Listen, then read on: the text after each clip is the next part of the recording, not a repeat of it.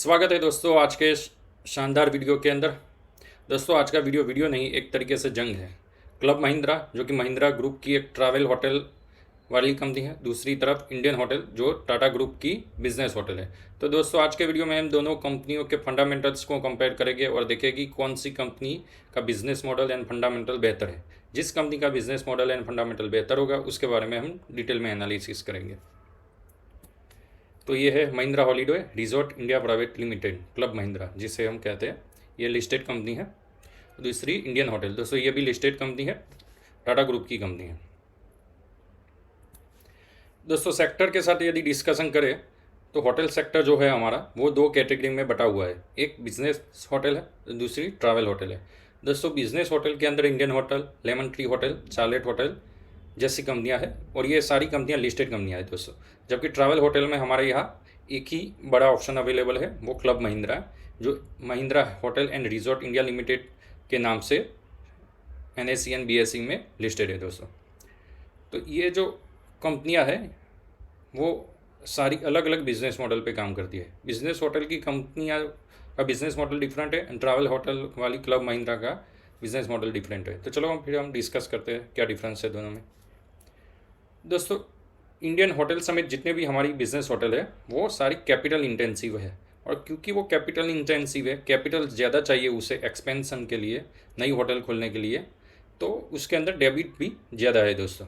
जबकि क्लब महिंद्रा का business model asset light है, उसके अंदर कम इन्वेस्टमेंट चाहिए एक्सपेंशन भी करना हो तो, इसकी वजह से इनके पास फ्री कैश फ्लो अवेलेबल है दोस्तों। 1000 करोड़ से भी ज़्यादा का free cash flow club Mahindra की बैलेंस शीट के ऊपर है। अभी आप बोलोगे कि सर कैपिटल इंटेंसिव क्यों है इंडियन होटल और क्लब महिंद्रा जो है एसेट लाइट क्यों है? तो इसका रीज़न दोस्तों ये है कि इनके एक बिजनेस मॉडल जो है उसके अंदर वो पहले कैपेक्स करते हैं फिर अर्निंग करते हैं। उसका क्या मतलब हुआ, मान लो कि इंडियन होटल को BKC के अंदर, मुंबई के BKC के अंदर 200 रूम की होटल जो है वो स्टार्ट करनी है। तो वो क्या करेंगे दोस्तों, सबसे पहले वो ज़मीन लेंगे। मान लो कि उसकी लैंड की प्राइस 500 करोड़ है दोस्तों, तो 500 करोड़ कैश भी था उनके पास, तो वो तो यूज़ हो गया। अभी कंस्ट्रक्शन भी तो करना है, उनको ज़रूरत है 500 करोड़ और, तो वो क्या करेंगे दोस्तों, बैंक के पास जाएंगे, लोन लेंगे और उस लोन से कंस्ट्रक्शन करेंगे। एक बार होटल तैयार हो गई उसके बाद दोस्तों जो है वो जो गेस्ट है उनको वेलकम करेंगे। मतलब इनकी पूरी साइकिल में गेस्ट सबसे आखिर में आते हैं। और इससे होता ये है दोस्तों कि इनकी एक थ्रेशोल्ड लिमिट होती है जहाँ से वो प्रॉफिटेबल होते हैं। मान लो कि 70% ऑक्यूपेसी में ये होटल है प्रॉफिटेबल ही रन होती है, तो इस 70% ऑक्यूपेसी को अचीव करने में ही कई बार 1 से लेकर 3 साल लग जाते हैं दोस्तों। और मान लो कि 3 साल में इन्होंने प्रॉफिटेबल होना स्टार्ट कर दिया किसी होटल ने, तो जो 1000 करोड़ दोस्तों इन्वेस्टमेंट किया है होटल के अंदर उसे रिकवर करने में 7 से लेकर 10 साल लग सकते हैं दोस्तों। तो इस सिचुएशन में क्या होता है कि सारा कैपिटल निकलते निकलते 10 से 12 साल हो जाते हैं। उसके बाद जो है एक्चुअल में उनको प्रॉफिट दिखना स्टार्ट होता है। अब जैसे कि आप जानते हो कि ये एक तरीके से बिजनेस होटल है, तो दोस्तों ये जहाँ पे भी ऑपरेट करेगी, मुंबई में यदि अपनी होटल खोलेगी तो BKC में खोलेगी जहाँ बिजनेस डिस्ट्रिक्ट है। अहमदाबाद में यदि खोलते हैं तो गिफ्ट सिटी में या SG हाईवे पे खोलेंगे। और यदि दिल्ली में खोलते हैं, दिल्ली NCR में, तो हो सकता है गुरुग्राम में वो अपनी होटल खोले। और जितने भी बिजनेस डिस्ट्रिक्ट है वहाँ पे लैंड भी दोस्तों काफ़ी महंगी होती है। दूसरी तरफ क्लब महिंद्रा दोस्तों है, उसका बिजनेस मॉडल अलग है। क्लब महिंद्रा दोस्तों क्या करता है, सबसे पहले वो अपनी मेंबरशिप बेचता है। मान लो कि 25 साल की मेंबरशिप 10 लाख में बेची उसने, तो एक मेंबर से 10 लाख कमाए, ऐसे थाउजेंड्स ऑफ मेंबर से 10-10 लाख जोड़े तो वो हो जाएंगे उनके 1000 करोड़। तो ये लोग क्या करते हैं, पहले पैसे लेते हैं अपने क्लाइंट से, फिर उसी पैसों से ज़मीन लेते हैं, फिर उसी पैसों से रिजॉर्ट खोलते हैं। तो इसकी वजह से क्या होता है दोस्तों कि उनको लोन लेने की ज़रूरत नहीं पड़ती। एक बार रिजॉर्ट तैयार हो गया फिर वो आपको बुलाएंगे कि भाई साहब रिजॉर्ट तैयार है, आप हमारे यहाँ वैकेशन जो है इंजॉय कर सकते हो। तो दोस्तों आप समझ सकते हो बिजनेस मॉडल में कितना डिफरेंस है। तो इसकी वजह से जो है दोस्तों होता ये है कि इनके पास जो है हमेशा कैश अवेलेबल रहते हैं, जबकि इंडियन होटल को काफ़ी बड़ी डेबिट भी सहनी पड़ती है। अब इंडियन होटल की एक रूम की कॉस्ट दोस्तों 4 से 5 करोड़ होती है, और जबकि क्लब महिंद्रा की एक ही रूम जो है उसकी एस्टैब्लिशमेंट कॉस्ट 1 से 2 करोड़ होती है। मतलब 200 रूम का जो होटल उन्होंने BKC में खोला था वो 1000 करोड़ में उनको बन के तैयार हुआ। वही क्लब महिंद्रा मान लो 200 करोड़ के रिजॉर्ट खुलती है केरला के अंदर या राजस्थान के अंदर या फिर मिडल नॉर्थ ईस्ट के अंदर, तो दोस्तों वो उनको पड़ता है बड़ी मुश्किल से 1 से 2 करोड़ के अंदर, यानी 200 रूम की होटल जो है वो 200 से लेकर 400 करोड़ में बना के तैयार कर देते हैं दोस्तों। तो आप देख सकते हो कि काफ़ी सिग्निफिकेंट डिफरेंस है। अभी आप बोलोगे कि भाई इतना डिफरेंस क्यों है, इसका एक कारण है दोस्तों। इंडियन होटल को जो ज़मीन पड़ती है, जैसे कि मैंने बताया कि ये बिज़नेस होटल्स खोलते हैं तो एक तरीके से बिजनेस डिस्ट्रिक्ट के अंदर खोलेंगे, वहाँ की ज़मीन काफ़ी एक्सपेंसिव होती है।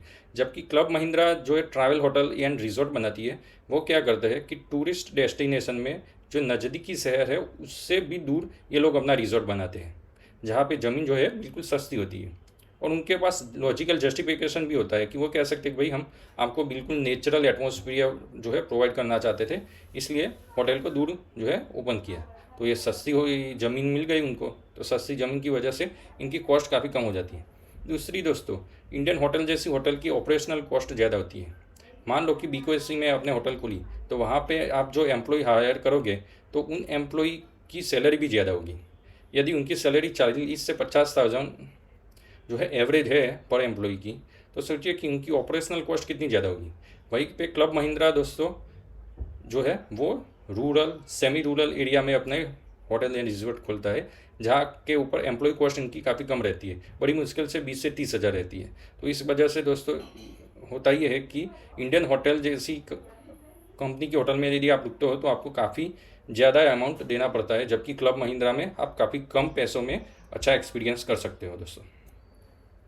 तो दोस्तों ये जो कंपैरिजन हमने की, एक तरफ बिजनेस होटल थी, उनका बिजनेस मॉडल था, और दूसरी तरफ हमारी थी क्लब महिंद्रा और उसका बिजनेस मॉडल था। तो आप जैसे कि समझ पा रहे हो कि क्लब महिंद्रा का बिजनेस मॉडल ऐसा है कि उनको कम पैसों की ज़रूरत पड़ती है रिजॉर्ट एंड होटल खोलने के लिए, इसकी वजह से कम पैसों में वो अच्छा प्रॉफिट कर पाते हैं दोस्तों।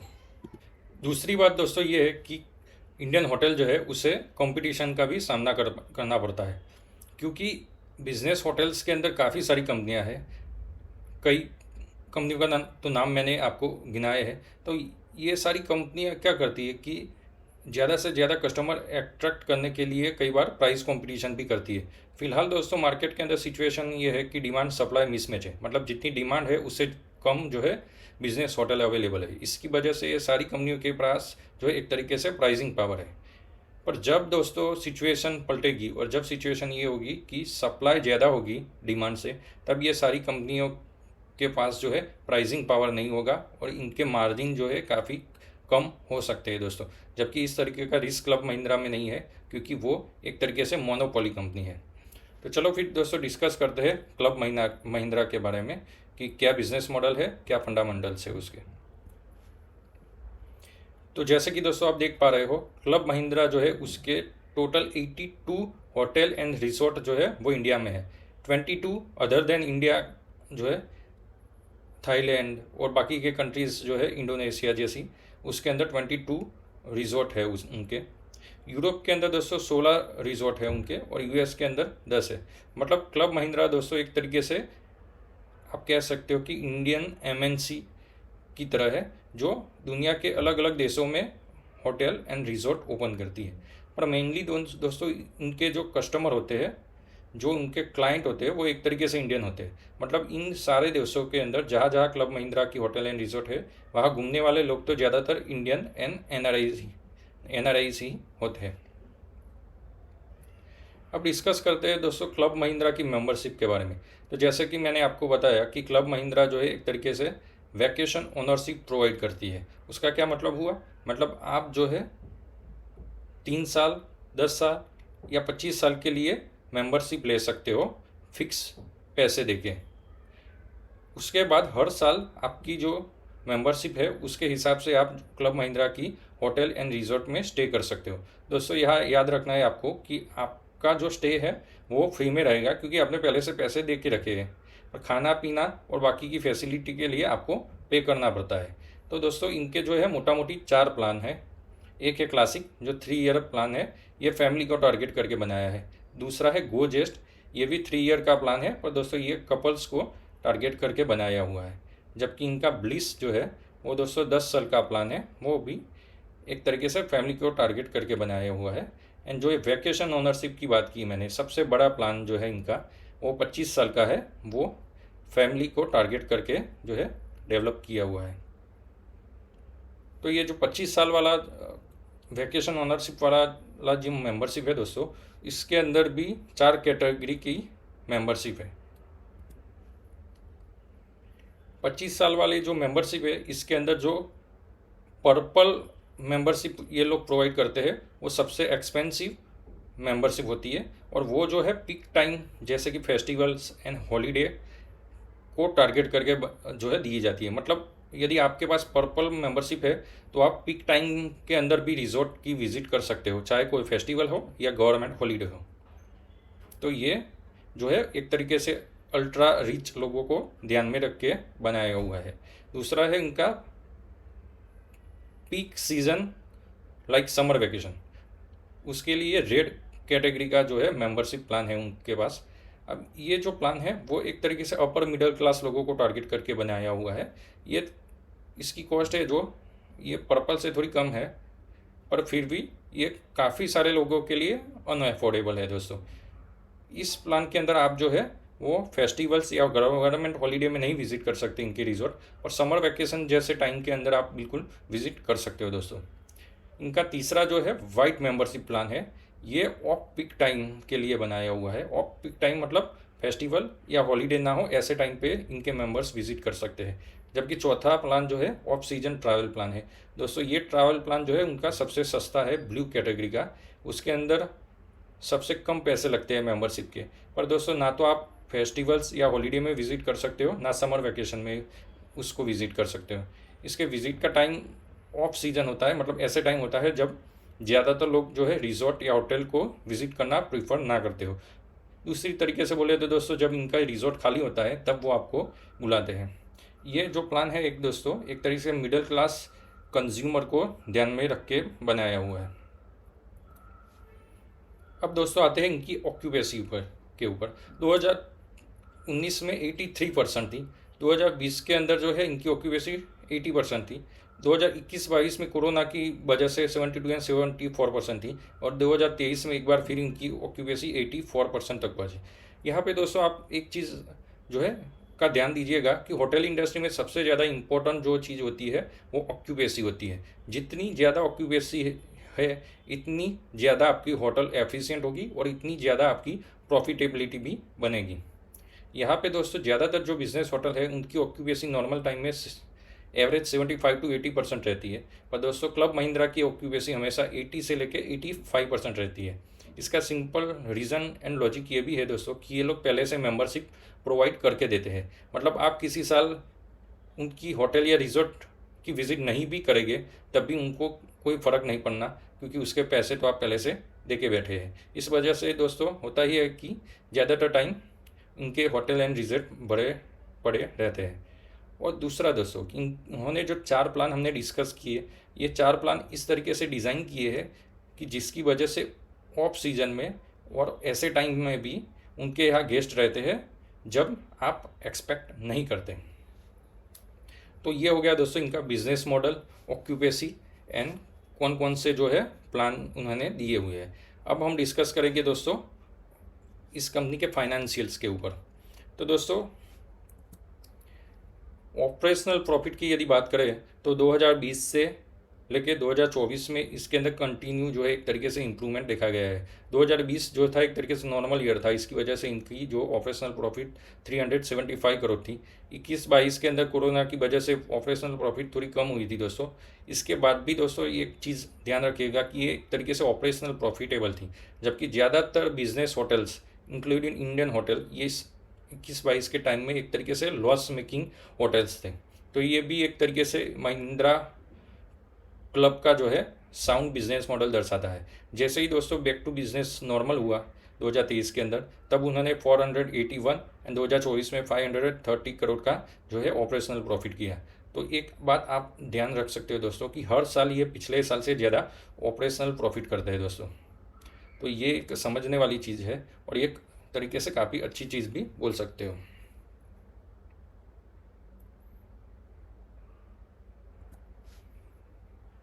अब हम डिस्कस करते हैं दोस्तों क्लब महिंद्रा की जो है कौन सी यूएसपी है, कौन सी ऐसी चीज़ है जिससे ये जो है दोस्तों इतनी सॉलिड कंपनी बनी हुई है। तो दोस्तों क्लब महिंद्रा की 4 खासियत है। एक है इनका यूनिक बिजनेस मॉडल। तो दोस्तों जैसे मैंने आपको डिस्कशन में बताया कि ये लोग पहले पैसे लेते हैं, फिर आपके पैसे से ही ज़मीन लेके आपके पैसे से ही रिजॉर्ट बनाएंगे, फिर आपको वहाँ एक्सपीरियंस के लिए बुलाते हैं। तो इनका एक तरीके से solid and unique business model है दोस्तों। किसी भी कंपनी का इस तरीके का यूनिक बिजनेस मॉडल कम से कम इंडिया में तो नहीं है। दूसरी है इनकी स्ट्रॉन्ग ब्रांड वैल्यू। दोस्तों यह सोचने वाली बात है कि यदि 25 साल का कोई मेंबरशिप लेता है और 10 लाख रुपये पे कर रहा है कोई मेंबर, तो आप सोचिए ज़रा कि उसका कॉन्फिडेंस कंपनी के ऊपर कितना होगा। तो एक तरीके से क्लब महिंद्रा की ब्रांड वैल्यू इतनी ज़बरदस्त है कि लोग 25-25 साल का मेंबरशिप लेते भी नहीं खचकाते। 10 साल का भी मेंबरशिप आप सोचो तो कितना बड़ा लंबा टाइम पीरियड होता है। आप एक तरीके से कंपनी के ऊपर भरोसा करते हो तभी तो 10 साल की मेंबरशिप लेते हो और उसका पेमेंट बिल्कुल अपफ्रंट कर देते हो दोस्तों। तो ये एक स्ट्रॉन्ग ब्रांड वैल्यू की वजह से ये यूनिक बिजनेस मॉडल जो है उनका सस्टेन कर पा रहा है दोस्तों। तीसरी चीज़ है स्ट्रॉन्ग बैलेंस शीट। जैसे भी दोस्तों मैंने कहा कि इनका कैश फ्लो ज़्यादातर टाइम पॉजिटिव रहता है। इनके पास दोस्तों बैलेंस शीट के अंदर 1000 करोड़ से भी ज़्यादा कैश पड़े हैं।